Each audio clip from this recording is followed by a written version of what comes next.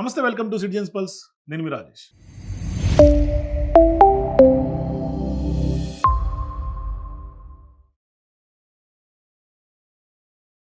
ఆంధ్రప్రదేశ్లో ఏం జరుగుతుంది?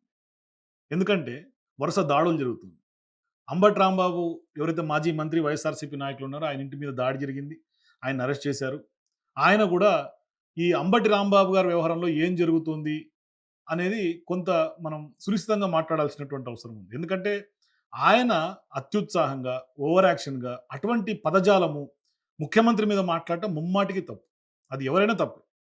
మాజీ మంత్రే కాదు, సీఎం స్థాయిలో ఉన్నటువంటి వ్యక్తినైనా లేకుంటే ఏ వ్యక్తినైనా కూడా అటువంటి పదజాలం మాట్లాడటం 100% తప్పు. దీన్ని ఎవరు కూడా స్వాగతించరు. ఖచ్చితంగా ఖండించాల్సినటువంటి వ్యవహారం. అంత దురుస్తనం కూడా పనికిరాదు. ఆ ఫ్రస్ట్రేషన్ ఎందుకు వచ్చింది? ఆయన ఏ సందర్భంలో మాట్లాడాల్సి వచ్చింది అనే అంశాన్ని మనం స్పష్టంగా చూడాల్సినటువంటి అవసరం ఉంది. మరి టీడీపీ పార్టీ కార్యకర్తలైనా లేకుంటే అక్కడ ఉన్నటువంటి కొంతమంది లీడర్లైనా గుండాలుగా మరి ఎందుకు దాడి చేయాల్సి వచ్చింది అంబటి రాంబాబు మీద అంటే వరుసగా రెచ్చగొట్టే వ్యాఖ్యలు చేయటం. ఆ వ్యాఖ్యలు కూడా కరెక్ట్ కాదు. అంటే మీరు కేసులు పెడితే మా ఇంట్లో కుక్క కూడా కేర్ చేయదు, భయపడదు, పీక్కోలేరు, బొచ్చు కూడా పీకలేరు. ఇటువంటి వ్యాఖ్యలు కావాలని ప్రభుత్వంలో ఉన్నటువంటి పెద్దలను రెచ్చగొట్టడం కూడా కరెక్ట్ కాదు. ఇది అంబటి రాంబాబు గారికి కాదు, ఎవరికీ తగదు. అయితే ఇప్పుడు ఏం జరుగుతోంది? దాడులు జరుగుతున్నాయి. వైఎస్ఆర్‌సీపీ నాయకులేమో ఉల్టా వార్నింగ్‌లు ఇస్తున్నారు. ప్రభుత్వంలో ఉన్నటువంటి టీడీపీ, వైఎస్ఆర్‌సీపీ నాయకులందరూ కూడా టీడీపీకి వార్నింగ్ ఇస్తున్నారు. అయితే ఇప్పుడు ప్రధానంగా లా అండ్ ఆర్డర్ సమస్య వచ్చేలాగా మారిపోయింది. ఖచ్చితంగా ఇప్పుడు రాష్ట్రపతి పాలన పెట్టాలి అనేది వైఎస్ఆర్‌సీపీ నాయకులు, మాజీ మంత్రి పేర్ని నాని ఓ డిమాండ్ తీసుకొచ్చారు. మరి నిజంగానే లా అండ్ ఆర్డర్ సమస్య తలెత్తిందా? తలెచ్చేలాగా చేశారా? దీని వెనకాల ఏమన్నా స్కెచ్చు, వ్యూహాలు ఏమన్నా ఉన్నాయా? ఏం జరిగింది? ఎందుకంటే జగన్మోహన్ రెడ్డి గారు ఎక్కడైనా యాత్రకెళ్ళినా వివాదమే. వైఎస్ఆర్‌సీపీ నాయకులు యాత్ర చేసినా వివాదమే. ఎందుకు పదే పదే వివాదాల చుట్టూ వైఎస్ఆర్‌సీపీ తిరుగుతోంది అనేది $1,000,000 క్వెషన్. అయితే ఇక్కడ దీని వెనకాల సూత్రధారులెవరు, పాత్రధారులెవరు, ఎవరు బలవుతున్నారనేది కూడా కొంత నిగ్గు తేల్చాల్సినటువంటి అవసరం ఉంది.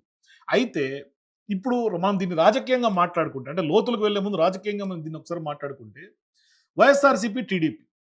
టీడీపీ రాజకీయంగా రాష్ట్రంలో అధికారంలోకి వచ్చింది ఎన్‌డీఏ ప్రభుత్వం. Development agenda. ఖచ్చితంగా భావి భారత యువతకి, ఆంధ్రప్రదేశ్ యువతకి మంచి ఉద్యోగ అవకాశాలు రావాలి. పెట్టుబడుల కల్పనలో ఎన్‌డీఏ ముందుండాలి. ఖచ్చితంగా కూడా ఆ ఒక్క ఉద్దేశ్యం. అట్లాగే అమరావతి రాజధాని, రాజధాని లేని రాష్ట్రంగా అమరావతి ఉంది. ఆంధ్రప్రదేశ్ ఉంది. ఖచ్చితంగా మనకు రాజధాని కావాలి, ఉద్యోగాలు కావాలి, యువత బాగుండాలి. రేపటి భావి తరాలు ఖచ్చితంగా ఆంధ్రప్రదేశ్ ఒక ఎమర్జింగ్ స్టేట్‌గా దేశంలోనే తలమానికంగా ఉండాలి అన్న ఒక ఆలోచన, ఒక కసితోటి ఆంధ్రప్రదేశ్‌లో మొత్తం ఇటు ఎన్‌డీఏకి ఓటేసి 11 సీట్లు వైఎస్ఆర్‌సీపీకి ఇచ్చారు. ఇంతవరకు బానే ఉంది. ఒకప్పుడు వైఎస్ఆర్‌సీపీ అధికారంలో ఉన్నప్పుడు ఇటువంటి దాడులు జరిగినప్పుడు పట్టాభి ఎవరైతే టీడీపీ నాయకుడు ఉన్నారో ఆయన ఇంటి మీద, ఆయన కారు మీద తిరగబడి దాడులు చేసినప్పుడు వైఎస్ఆర్‌సీపీ నాయకుల్ని, వైఎస్ఆర్‌సీపీ కొంతమంది ఎవరైతే దాడులు చేశారో వాళ్ళను టీడీపీ ఆనాడు పెద్ద ఎత్తున గగ్గోలు పెట్టింది. అంటే ఆంధ్రప్రదేశ్‌ని బీహార్ చేసేసారు అని టీడీపీ నాయకులు పెద్ద ఎత్తున గగ్గోలు పెట్టారు. మరి ఇవాళ ఏం జరుగుతోంది ఆంధ్రప్రదేశ్‌లో? ఇవాళ వరుసగా జరుగుతున్నటువంటి దాడులను ఎట్లా చూడాలి? మరి అంబటి రాంబాబు గారు చేసింది తప్పే. చట్టం చూసుకోవాలి. చట్టం తన పని తను చేయాలి. ఖచ్చితంగా అరెస్ట్ చేయాల్సిందే. మరి చట్టం ముందు ఎవరైనా సమానమే. ఆయన మాజీ మంత్రి అయినా, ఇప్పుడున్నటువంటి మంత్రిని ఎవరైనా సమానమే. ఖచ్చితంగా law will take its own course. మరి అటువంటి సందర్భాల్లో అంబటి రాంబాబు గారు తప్పు చేసినప్పుడు, ఆయన దుర్భాషలాడినప్పుడు, గతంలో ఇటువంటి దుర్భాషలు ఆడిన సందర్భంగా వైఎస్ఆర్‌సీపీ నాయకుల్ని ఎటువంటి శిక్షలు మనం వేసాం? అప్పుడు ప్రభుత్వం ఎందుకు నిర్లక్ష్యంగా ఉండిపోయింది, నిస్సిగ్గుగా ఉండిపోయింది, నిర్లజ్జగా ఉండిపోయింది. అటువంటి వ్యవహారాల నుంచి ఇప్పుడు మనం వాళ్ళని శిక్షించాలి అనే దాకా మనం తీసుకొచ్చాం. ఖచ్చితంగా కోర్టు బోన్లో నిలబెట్టాల్సినటువంటి అవసరం ఉంది. అంతే తప్పితే వాళ్ళ ఇంటి మీద మూకలు వెళ్ళి, దాడులు చేసి, రచ్చరచ్చ చేసి, ఏమీ మిగల్చకుండా వాళ్ళ కుటుంబాల మీద దాడి చేసి, అది జోగి రమేష్ అయినా, అంబటి రాంబాబు గారైనా ఎవరైనా గాని, వాళ్ళకి ఉండే హక్కు లేదా? ప్రాథమిక హక్కు లేదా రాష్ట్రంలో? అంత ఇళ్ల మీద పడి దాడులు చేస్తుంటే, మరి ఆనాడు ఆంధ్రప్రదేశ్‌ని బీహార్‌తో పోల్చినటువంటి టీడీపీ నాయకులు ఇవాళ ఎందుకు అది బీహార్ కాలేదని అనుకుంటున్నారు?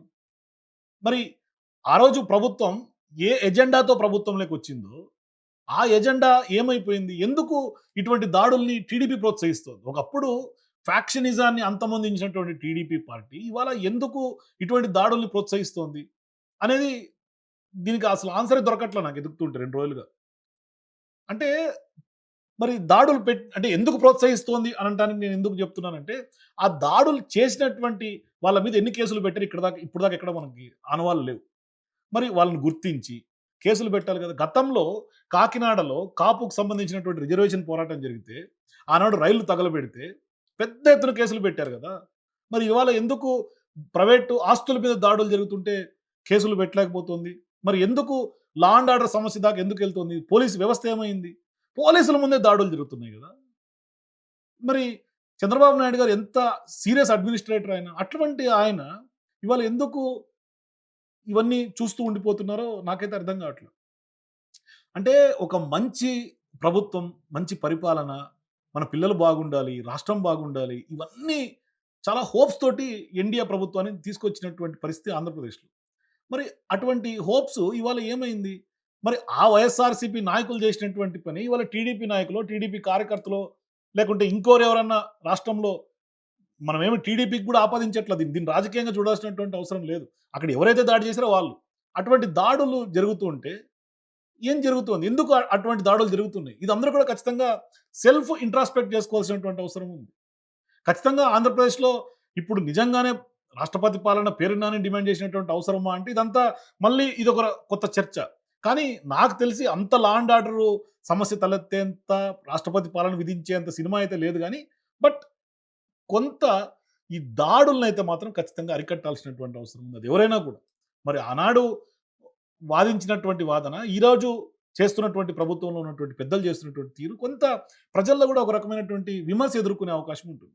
కాబట్టి ఇది కరెక్ట్ అయినటువంటి పద్ధతి కాదు ఆంధ్రప్రదేశ్‌లో. అక్కడ ఉన్నటువంటి పౌరులు కూడా ఆలోచన చేయాలి. ఇటువంటి దాడులు చేయొద్దు అని ఖచ్చితంగా టీడీపీ నాయకులు, టీడీపీ పెద్దలు కూడా ప్రభుత్వంలో ఉన్నటువంటి పెద్దలు కూడా ఖచ్చితంగా ప్రజలకు విన్నవించాలి.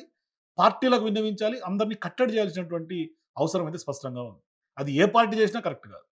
అంబటి రాంబాబు గారు తిట్టడం కరెక్ట్ కాదు. జోగి రమేష్ తిట్టడం కరెక్ట్ కాదు. వాళ్ళ ఇంటి మీద దాడులు కరెక్ట్ కాదు. చట్టాన్ని ఎవరు చేతిలో తీసుకోకూడదు. చట్టానికి ఎవరు అతిథులు కూడా కాదు. కాబట్టి ఆంధ్రప్రదేశ్‌లో ఏం జరుగుతుంది? మీరు కూడా మీ అభిప్రాయాల కింద నాకు కామెంట్స్ రూపంలో తెలియజేయండి. For more videos please watch citizens pulse.